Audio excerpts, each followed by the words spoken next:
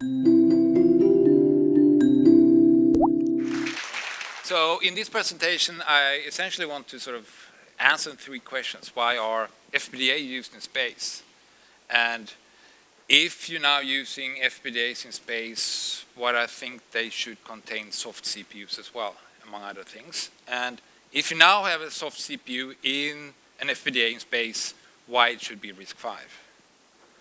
So I think that the last one is probably easy for this audience, I think. Maybe the first one.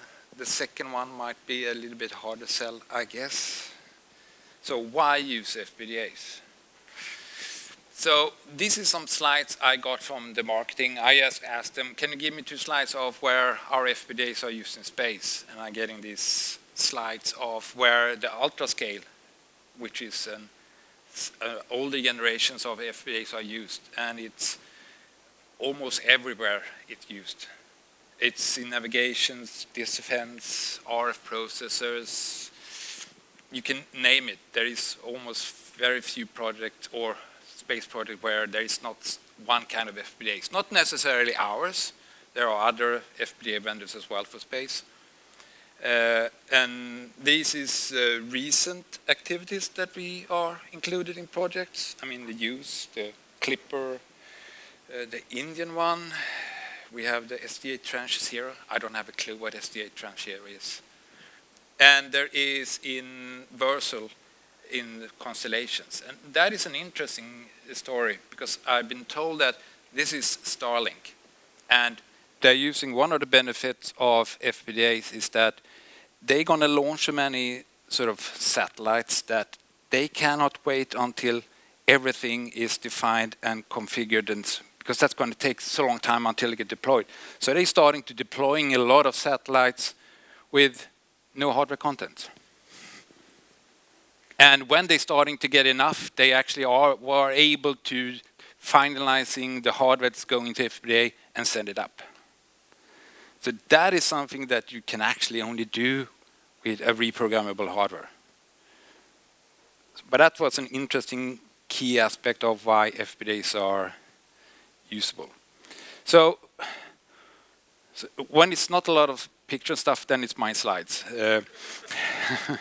So, I mean, if you're using hardware, you can build hardware by buying a board, buying off-the-shelf products. You can create your own ASIC, or you can use FPGAs. There isn't really a lot of other alternatives that you can build hardware in general, even for space. But each of these has its benefits and drawbacks. And there are, I'm just going to talk about the FPGA benefits, but there are drawbacks with each of these way of doing hardware. It is cheaper than ASIC, unless you have a massive amount of volumes, because the whole development cost has to be split to the number of devices. And if you do 5, that's going to be a very costly ASIC. But using FPGAs, you can utilizing that this is producing really high volumes. So the development cost is mitigated around the devices. I talked about the reconfiguration after deployment, that you can actually send up sort of empty hardware and then filling it. But you can also fixing bug fixes or adding new features. That actually has happened, that you can sort of, or something is broken, you need to do another path in your hardware. You can actually do that if it's a reprogrammable FPGA. And they are available in space quality. That usually is also another important criteria for being deployed in space. So this is sort of, so this is not something new. I mean, as soon as we had FPGAs, they're kind of been used in space. So this is sort of the story of our devices, that we sort of taking a family and then we do a space qualification of it, because it's not just the silicon, it's the whole process, manufacturing, testing, qualifications, temperature. It's a lot of stuff to getting used to space qualification, even though your hardware is not rad hard. But there is, we did really rad hard, which was Vertex 5 Surf. That was extremely rad hard. But normally you're mitigating this by having fault tolerance or triple module redundancy in your system. Now we are launching the Versal, which is our latest one. And here it has many more features that wasn't available before. Especially one of them is the AI engine, which is our sort of machine learning accelerator for FPGAs. I'm going to have a slide of it. And there is 2 products now. Oh, the VC 1902, that is the one that's shipping. And that has 400 of these vector processors in it for just the AI. And it has 150 TOPS, I think, of compute. The AI Edge is a smaller one that's going to be sort of in qualification as well.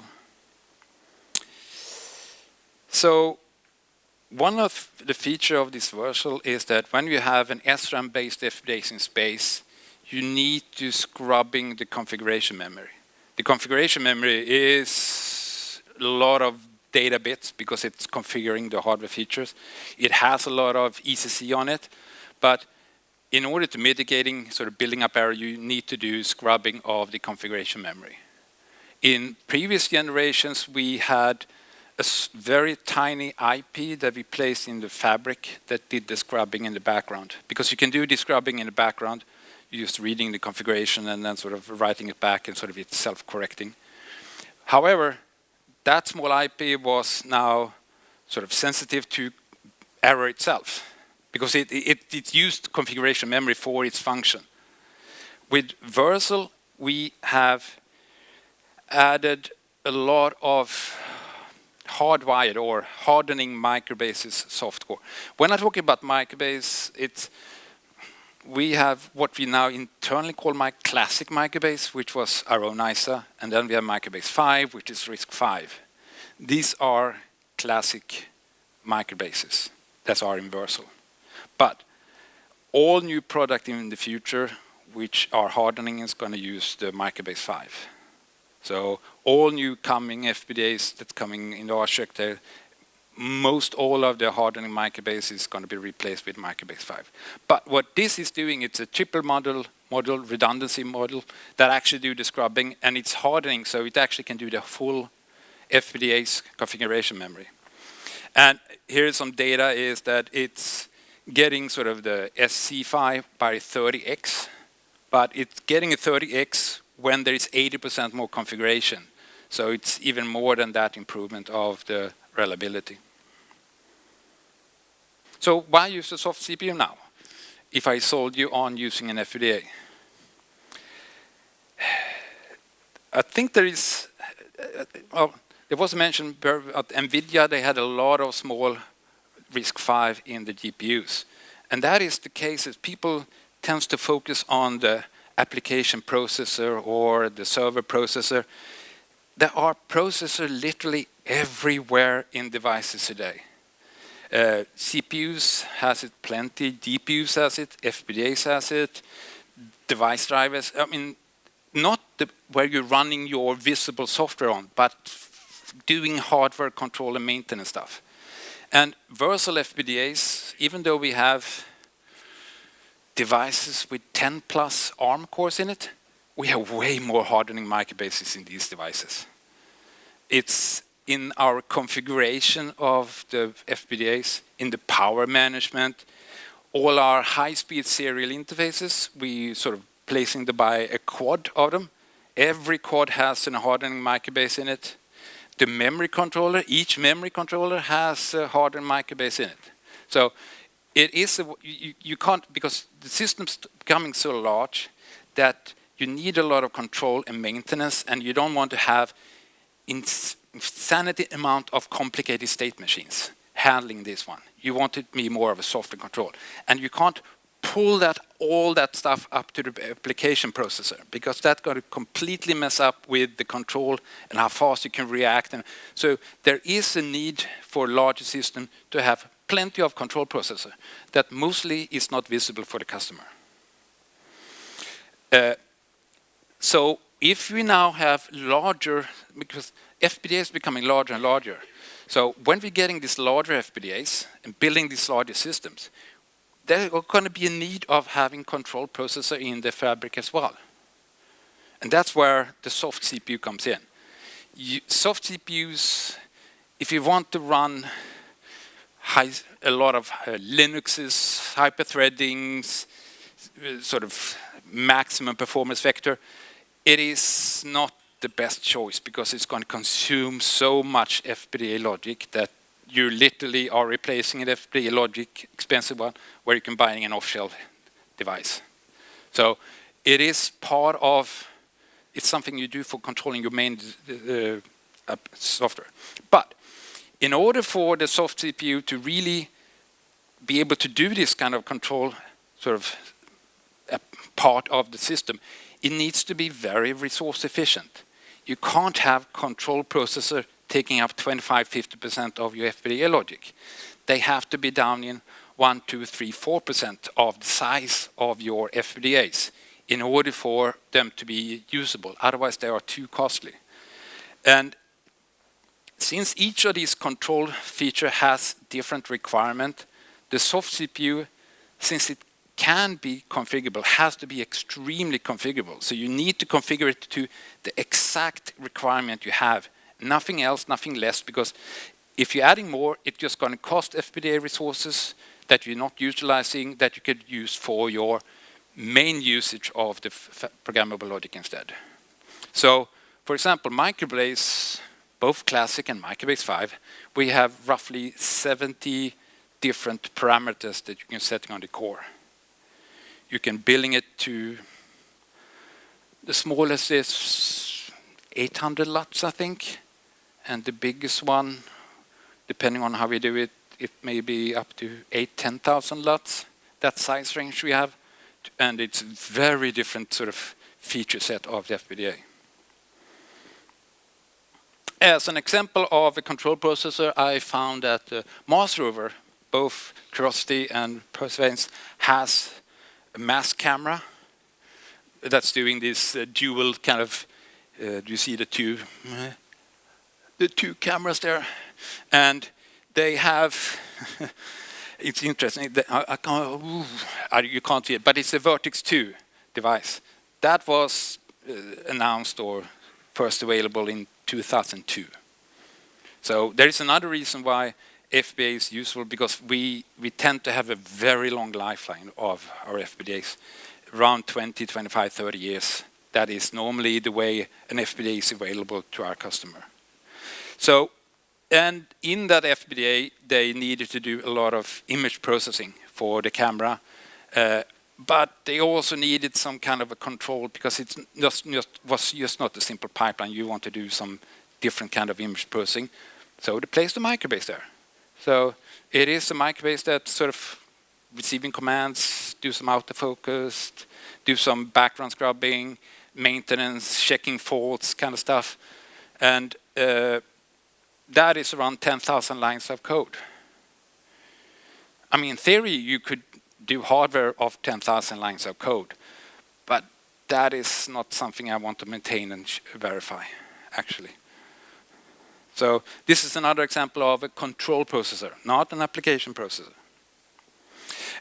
One other features that we have in Microbase 5 and Classic is, since it's soft, we can build a lot of own systems, and we have something we call Microbase TMR, which essentially is that in Vivado tools, you're creating a standard sort of microcontroller solution, and then we're running script on it, and it sort of, bam, make it a triple module redundancy on everything.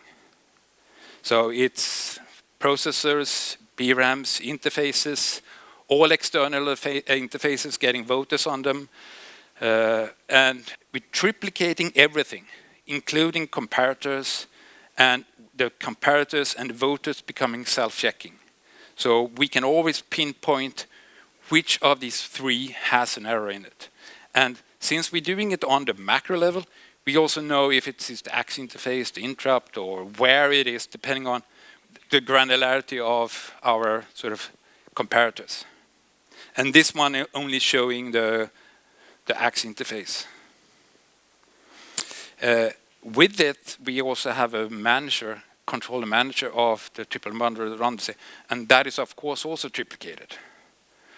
And since they are kind of sensitive because they kind of controlling the processor, we have done we have triplicating the flip-flops driving the signals to and controlling the microbases.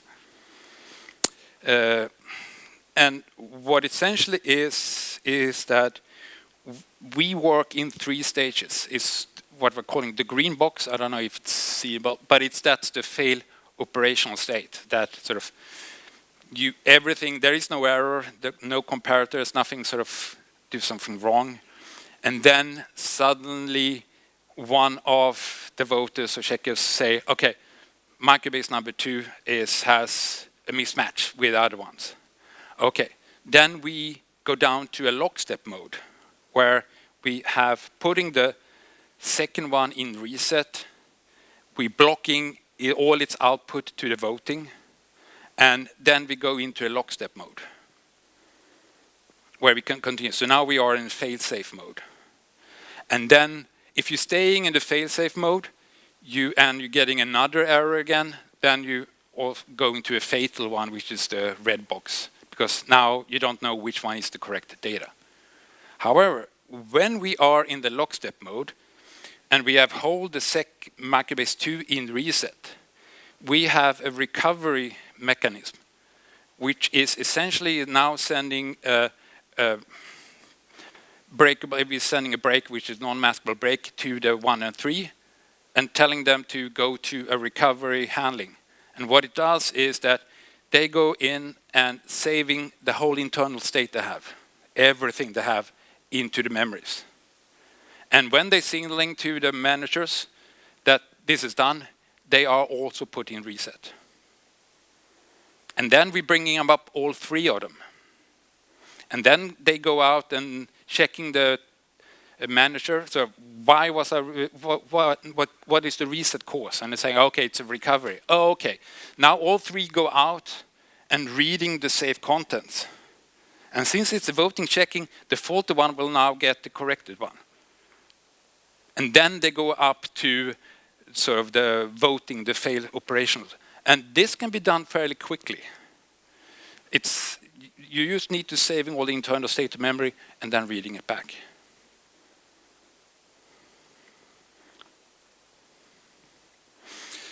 Why RISC-V? I've been doing processor stuff, working with processors since early 80s, and I've almost done all of that most of my career. And I said, okay, what was my ISA journey? What kind of ISA hacks I have digged into? And it's sort of, oh, that was a long list. I mean, the first 3 is my home computers I had in the 80s. Actually, I had Acorn Archimedes A310, which was the ARM2, which is the first available ARM processor. They did a sort of a home computer of it. Then I did my master thesis on transputer, which was an interesting stuff. And then I start working at Saab Space.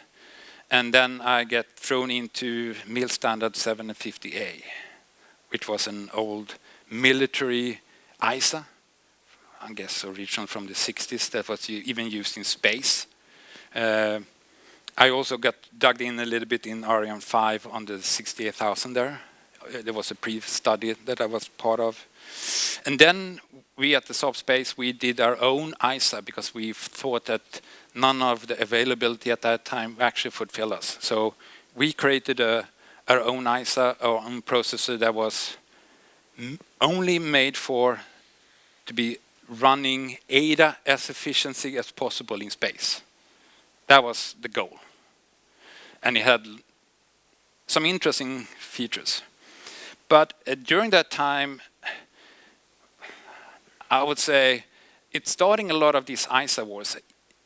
ESA and ESTEC at that time also had this kind of, there is a lot of kind of stuff here, and they put out a project that called ERC32 because they could getting sort of a license for Spark. And that started the ERC32, which was the Spark ISA, which eventually Jiri then later made sort of his own version, because the first ERC32 CPU and FPU was done by licensing sort of from Metec was the FPU, and I think Cypress, yeah, but they brought out there was the Mytec CPU, because I was digging in a lot in that FPU. And so that is Leon, the Geisler. Now it's the Leon 5. So that's from the Spark. And then since I then started at Xilinx, I digged into PowerPC, because we did Vertex Pro, Microblaze, which was my own kind of first ISA, which I actually picked sort of pieces from all the previous ISA I've done. And I also did a lot of initial architectural design, our AI engine. And then, since last year, it's been Microblaze 5 and RISC-V. I tried to do some conclusion here, is that compared to old days, the ISA is not that as important as people think, or even in this audience. It was religious stuff, way more than it is today, actually. Nowadays, the implementation criteria drives more than the actual ISA. Are you targeting a 5 gigahertz desktop server class CPU? It doesn't really matter which ISA you have, even what people think. ISA, it's the how you do that. What is the memory interfaces? What is the caches? Where is all that other stuff? What is how good are you at your micro pipelining, on all that kind of stuff that depends more than actually the ISA itself. So you need an ISA that can support very different products and very different criteria. Because that is sort of, you don't see many really tiny x86 controllers. And there is a reason for it, because it can't really go down there, because it's too complex ISA. So you need an ISA that can grow from small to large.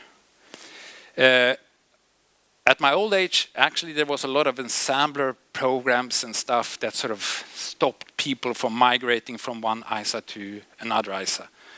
Not that many people programming in assembler anymore, but it has been replaced by development tools, debug tools, library supports. So if you have, the libraries are, yeah, there are C, you can compile it. Yeah, but they are not really optimizing for your SIMD or vector or whatever. So yeah, you can compile it, but the performance will really suck. So the assembler part now has been replaced by development tools, debuggers, and libraries. So the more you have there, the more you can sort of utilizing that ISA. And another thing that's extremely important is that you need a living community and research around the ISA, because ISA cannot be fixed, because it only works if it's fixed if the world stops. Development, changing, new market, everything changes.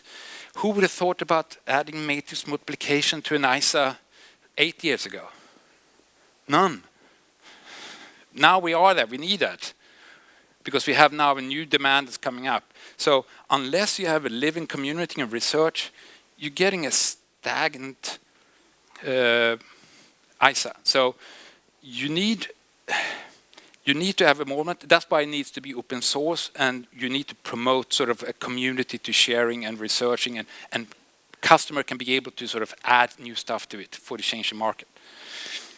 And as I said, ISA is a little bit like human languages. I mean, you can say Latin is a cool language, but you won't see many new release books in Latin, and you're not going to find a lot of people you can talk to. So even if it's a cool ISA, if it doesn't sort of evolve and sort of changes, it's going to be kind of stagnant and dead.